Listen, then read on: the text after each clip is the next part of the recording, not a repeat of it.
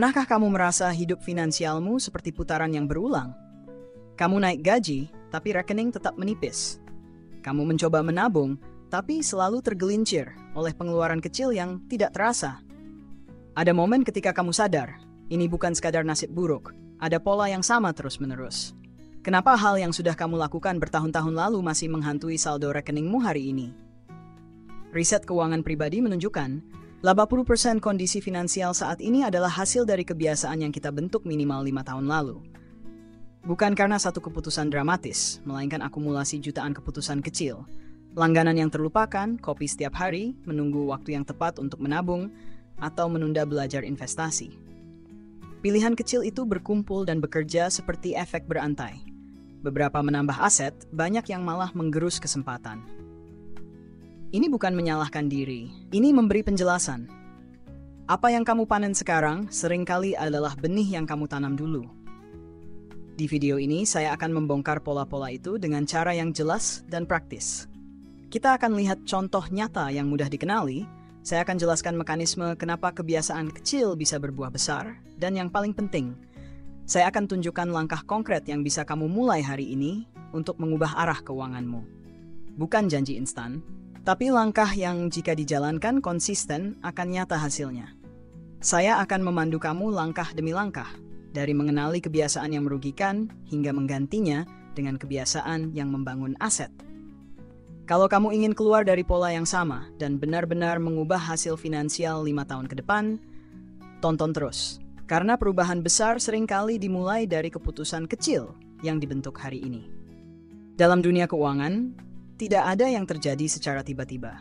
Kondisi yang kita lihat hari ini adalah hasil akumulasi dari keputusan-keputusan yang telah kita buat, baik sadar maupun tidak, selama bertahun-tahun. Inilah yang disebut hukum sebab akibat finansial. Prinsipnya sederhana, apa yang kamu tabur, itu yang kamu tuai. The compound effect menjelaskan bahwa keputusan kecil yang diulang secara konsisten, entah itu baik atau buruk, akan menghasilkan dampak yang jauh lebih besar daripada yang kita perkirakan, karena efeknya menumpuk layaknya bunga berbunga dalam investasi. Bayangkan dua orang dengan pendapatan yang sama. Orang pertama memiliki kebiasaan menyisihkan 20.000 setiap hari ke tabungan atau investasi. Angka itu mungkin terasa kecil, bahkan sepele. Tapi jika dilakukan terus-menerus selama 10 tahun, dengan bunga atau imbal hasil yang wajar, jumlahnya bisa menjadi ratusan juta rupiah. Kebiasaan kecil itu ibarat menanam pohon yang setiap tahun tumbuh lebih besar dan berbuah lebih banyak. Sekarang bandingkan dengan orang kedua yang setiap hari menghabiskan 30.000 untuk membeli kopi kekinian. Lagi-lagi, jumlahnya terlihat tidak signifikan. Tetapi, jika dijumlahkan selama 10 tahun, dan ditambahkan peluang keuntungan yang hilang jika uang itu diinvestasikan, ternyata total kerugiannya bisa setara atau bahkan lebih besar daripada tabungan orang pertama. Perbedaan keduanya bukan terletak pada besar kecilnya uang, tetapi pada arah keputusannya. Apakah mengalir menuju pembentukan aset atau justru menggerus potensi kekayaan? Efek sebab akibat ini bekerja tanpa kita sadari. Kita sering menganggap pengeluaran kecil tidak berdampak besar, padahal justru dari situlah kebiasaan terbentuk. Setiap rupiah yang kita belanjakan atau kita simpan adalah bagian dari pola yang sedang kita bangun. Semakin lama pola itu berjalan, semakin kuat pengaruhnya terhadap masa depan finansial kita. Dan yang paling penting, arah dari pola ini sepenuhnya berada di tangan kita. Mari kita bayangkan dua orang yang memulai dari titik yang sama. Sebut saja mereka Andi dan Bima. Keduanya lulus kuliah di tahun yang sama, mendapat pekerjaan dengan gaji awal yang hampir sama dan tinggal di kota yang sama.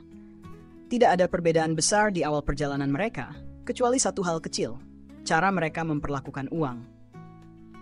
Andi adalah tipe orang yang merasa bekerja keras, berarti boleh menikmati hasil sepenuhnya. Setiap kali gajian, sebagian besar uangnya habis untuk makan di luar, membeli barang baru yang sedang tren, dan memenuhi keinginan sesaat. Ia tidak pernah mencatat pengeluarannya, tidak punya tabungan yang teratur, dan menganggap investasi itu rumit serta hanya untuk orang kaya. Baginya, yang penting adalah bertahan sampai gajian berikutnya. Bima memiliki pendekatan yang berbeda. Begitu gajian, ia langsung menyisihkan 20% untuk tabungan dan investasi sebelum memikirkan pengeluaran lainnya. Ia mencatat pemasukan dan pengeluarannya dengan disiplin. bukan untuk membatasi hidupnya, tapi untuk memastikan setiap rupiah punya tujuan. Ia mulai mempelajari investasi sederhana seperti reksadana atau deposito, dan pelan-pelan menambah asetnya. 10 tahun berlalu, Andi masih bekerja keras, tapi selalu merasa terjebak. Gajinya naik, tapi begitu juga pengeluarannya. Ia masih hidup dari gaji ke gaji tanpa dana darurat yang memadai. Saat ada kebutuhan mendadak, ia terpaksa berutang. Tekanan finansial membuatnya cemas, dan masa depan terasa seperti beban. Sementara itu, Bima sudah punya portofolio investasi yang cukup menghasilkan penghasilan pasif. Asetnya bisa menutupi sebagian kebutuhan bulanan, membuatnya lebih tenang dan leluasa mengambil keputusan dalam hidup. Ia tidak lagi takut kehilangan pekerjaan, karena tahu ia punya penyangga keuangan yang solid. Kisah ini bukan tentang siapa yang lebih pintar atau siapa yang lebih beruntung. Ini tentang dua pilihan yang terlihat kecil di awal, tapi menghasilkan jarak yang sangat jauh di akhir. Dan yang membuatnya menarik adalah, perbedaan hasil ini sepenuhnya lahir dari kebiasaan yang konsisten dijalankan setiap bulan. Banyak orang tidak sadar bahwa masalah finansial terbesar mereka bukan datang dari keputusan besar yang salah, tapi dari kebiasaan kecil yang terus diulang tanpa disadari. Dalam Your Money or Your Life, ada satu kalimat yang menusuk. Setiap rupiah yang kamu keluarkan adalah energi hidupmu yang tak tergantikan. Artinya, setiap kali kamu membelanjakan uang, sebenarnya kamu sedang menukar waktu dan tenaga yang kamu habiskan untuk mendapatkannya. Kesalahan pertama yang sering terjadi adalah menganggap kenaikan gaji berarti boleh menaikkan gaya hidup. Begitu pendapatan naik, langsung tergoda pindah ke apartemen yang lebih mahal, mengganti motor dengan mobil, atau rutin makan di restoran mewah. Akhirnya, meskipun penghasilan bertambah, tabungan tidak ikut tumbuh. Seperti memindahkan air ke ember yang lebih besar, tapi bagian bawahnya tetap bocor. Kesalahan kedua adalah tidak memiliki dana darurat. Banyak yang merasa dana darurat itu opsional, sampai tiba-tiba kehilangan pekerjaan atau menghadapi biaya rumah sakit yang tidak terduga. Saat itu terjadi, tanpa tabungan khusus, pilihan yang tersisa hanyalah berutang. Dan itu seringkali menjadi awal dari lingkaran setan finansial. Kesalahan ketiga adalah membeli barang karena tren, bukan kebutuhan. Contohnya, setiap tahun merasa harus membeli ponsel terbaru meskipun ponsel lama masih berfungsi dengan baik. Atau mengikuti tren fashion mahal yang hanya dipakai sekali untuk dipamerkan di media sosial. Kebiasaan ini membuat uang mengalir ke hal-hal yang nilainya cepat turun, padahal uang yang sama bisa diarahkan ke sesuatu yang membangun nilai jangka panjang. Yang membuat kesalahan-kesalahan ini berbahaya adalah sifatnya yang tenang dan tidak terasa. Mereka tidak langsung menghancurkan keuanganmu dalam sehari, tapi perlahan menggerus fondasi finansial yang seharusnya menopang masa depanmu. Dan seperti efek domino, semakin lama dibiarkan, semakin sulit untuk memperbaikinya. Mengubah arah keuangan bukanlah soal menemukan trik cepat, tapi soal membangun fondasi baru lewat kebiasaan yang konsisten.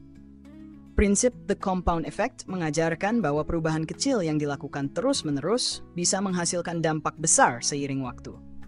Bahkan kebiasaan sesederhana menyisihkan 10% dari setiap penghasilan bisa menjadi titik balik yang menentukan. Langkah pertama adalah membentuk kebiasaan kecil yang bisa dilakukan tanpa terasa memberatkan. Misalnya, setiap kali menerima gaji, langsung pisahkan 10% ke rekening khusus tabungan atau investasi sebelum digunakan untuk keperluan lain. Ini mengubah proses menabung dari sisa uang menjadi prioritas utama. Langkah kedua adalah mengubah cara pandang seperti yang diajarkan dalam Rich Dad Poor Dad. Fokus membangun aset, bukan hanya mengejar penghasilan. Banyak orang terjebak dalam lingkaran pendapatan naik, pengeluaran naik, karena berpikir uang hanya untuk dibelanjakan. Padahal aset seperti properti, saham, atau bisnis bisa memberi aliran pendapatan pasif yang menjadi penopang jangka panjang. Langkah ketiga adalah menyelaraskan pengeluaran dengan nilai hidup, seperti dalam Your Money or Your Life.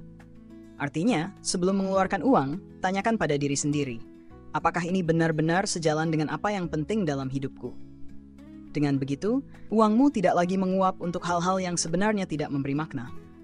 Untuk membuatnya nyata, berikut rencana 30 hari sederhana. Hari pertama sampai dengan ke-7, catat semua pengeluaran tanpa terkecuali. Perhatikan kemana uangmu mengalir. Hari ke-8 sampai dengan ke-14, pilih satu kebiasaan boros. Misalnya langganan yang jarang dipakai atau kopi mahal setiap hari, lalu hentikan. Hari ke-15 sampai dengan ke-21, dana yang berhasil dihemat langsung dialihkan ke tabungan atau investasi. Jangan menunggu hingga akhir bulan. Hari ke-22 sampai dengan ke-30, lakukan evaluasi. Perhatikan perubahan yang terjadi, perbaiki pengeluaran yang masih bocor, dan tetapkan target baru. Dengan mengikuti langkah ini, kamu bukan hanya mengubah angka di rekening, tapi juga membangun sistem finansial yang selaras dengan tujuan dan nilai hidupmu.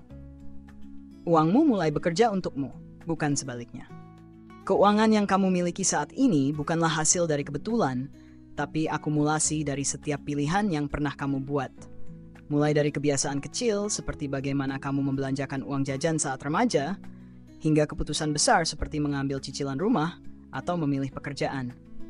Semuanya membentuk kondisi finansial yang kamu rasakan sekarang. Dan hal yang sering dilupakan adalah pilihan hari ini akan menciptakan masa depanmu. Jika kamu terus mengulang pola yang sama, membelanjakan tanpa rencana, menunda investasi, atau mengabaikan pencatatan keuangan, maka hasil yang kamu dapatkan 5 atau 10 tahun mendatang tidak akan jauh berbeda, bahkan mungkin lebih buruk.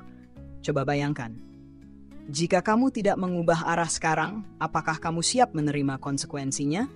Apakah kamu siap menghadapi masa depan di mana kamu masih harus bekerja keras tanpa henti, bukan karena ingin, tapi karena terpaksa? Pertanyaannya sederhana namun tajam. Apakah kamu ingin masa depan yang aman dan terencana, atau tetap berjalan di jalan yang sama sambil berharap keberuntungan datang? Karena pada akhirnya, masa depan finansialmu tidak dibangun oleh nasib, tetapi oleh keputusan yang kamu buat mulai dari hari ini. Sebelum kita akhiri, saya ingin tahu dari kamu, keputusan finansial apa yang paling ingin kamu ubah mulai hari ini? Bagikan cerita atau rencana kamu di kolom komentar, karena setiap perubahan kecil itu berharga dan bisa jadi inspirasi bagi orang lain. Saya akan membaca dan membalas beberapa komentar terbaik untuk kita diskusikan bersama. Kalau kamu merasa video ini bermanfaat, jangan lupa untuk tekan tombol like, subscribe ke channel Still Balance, dan aktifkan notifikasi. Dengan begitu, kamu tidak akan ketinggalan insight-insight finansial yang mendalam dan praktis yang saya bagikan setiap minggunya untuk membantu kamu membangun masa depan yang lebih stabil dan seimbang. Ingatlah selalu, keseimbangan bukanlah tujuan akhir, tapi cara kita menjalani hidup. Terima kasih sudah menonton, sampai jumpa di video berikutnya di Still Balance.